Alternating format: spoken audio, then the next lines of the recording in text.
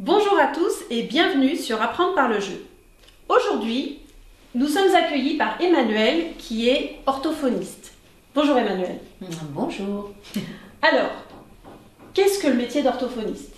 Le métier d'orthophoniste, c'est un métier qui consiste à évaluer les difficultés de communication d'un enfant, qu'il soit de tout petit, enfant, adolescent, jusqu'à l'âge adulte, ainsi que les patients bien plus âgés, puisque la communication est aussi un problème après des traumatismes crâniens ou même des maladies neurodégénératives. Donc on va commencer par effectuer un bilan pour connaître les difficultés du patient, quel que soit son âge, et après se donner des objectifs de rééducation en fonction de ces difficultés. J'ai vu dans votre bureau que vous utilisez quand même beaucoup de jeux.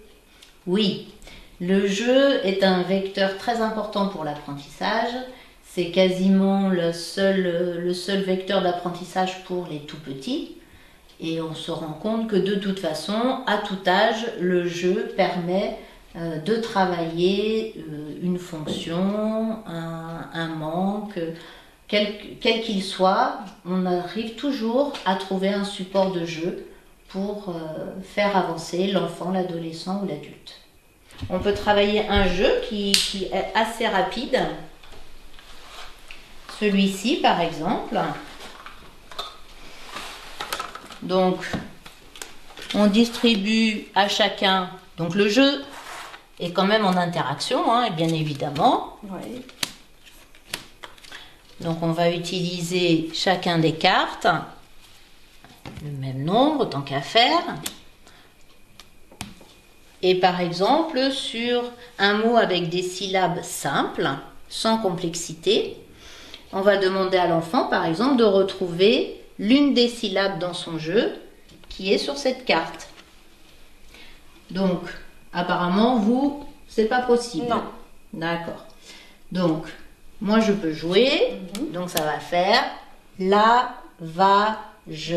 Donc, en général, les enfants début CP lisent comme ça. Alors Emmanuel, du coup, quel est l'intérêt ou les avantages du jeu dans votre profession? Alors, l'intérêt le plus flagrant pour moi, c'est déjà la motivation de l'enfant, parce que ça, il adhère forcément. Ensuite, il ne perçoit pas l'échec de la même façon, puisque dans le jeu, on a le droit de recommencer, on a le droit de perdre, de passer la main. Ce que lui ne va pas trouver par le jeu, c'est moi qui joue avec lui, qui vais lui faire entrevoir, donc il va toujours progresser. Et puis, par ailleurs, ce qui est très intéressant, c'est que au lieu de faire un travail, au lieu de sentir comme un travail, par exemple, dans le memory, quand il faut répéter toujours les mots, dans le jeu, ça passe complètement inaperçu. C'est pas perçu comme un travail, alors que le travail, il est là, il est efficace, mais il n'est pas perçu comme un travail, c'est dans le jeu, donc l'enfant adhère complètement, il essaie, il n'est pas brimé par une peur de l'échec, donc il est toujours en mouvement dans sa tête, et ce qui fait qu'on obtient des résultats bien plus probants par le jeu.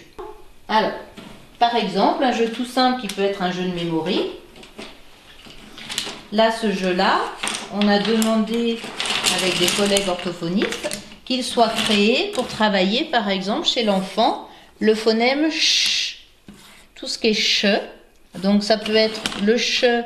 Nous, on a besoin de créer le ch en initiale, en début de mot, en syllabe médiane ou en finale. Donc, par exemple, sur ce memory-là, on va avoir chien, on va avoir en finale vache, je ne sais pas où est le suivant. Oui, mais c'est vrai que moi, dans une séance d'orthophonie, je ne peux pas faire que des jeux, puisque la notion de travail est quand même très importante à acquérir pour un enfant qui est censé être élève. Donc, il faut quand même, de temps en temps, basculer. Évidemment, ce n'est pas une séance entière, mais sur des plages où l'enfant considérera plus que c'est un travail. En général, c'est sur l'écrit. Mettons en cycle 3, si on veut travailler plus particulièrement la syntaxe, Oui. la syntaxe, on va commencer par travailler le sens de la syntaxe à l'oral. Donc, pour par exemple que l'enfant puisse faire des inférences au niveau du temps. Par exemple, ça peut être il mange ou il a mangé. Ça peut peut-être des inférences au niveau des pronoms personnels, de qui on parle. Oui. Il va à l'école, elle va à l'école, elles vont à l'école. Ça peut être sur des pronoms. Donc, ce qui fait qu'on peut acheter des jeux, on peut acheter du matériel soit qui est typiquement lié à l'orthophonie. On peut aussi utiliser des jeux qui existent déjà dans le commerce. Après, ce qui se fait souvent aussi, c'est que j'utilise des jeux et je les recrée en fonction du besoin que j'en ai. Oui, Emmanuel, je vous remercie de nous avoir accueillis si gentiment. Merci à vous de nous avoir suivis sur apprendreparlejeu.com.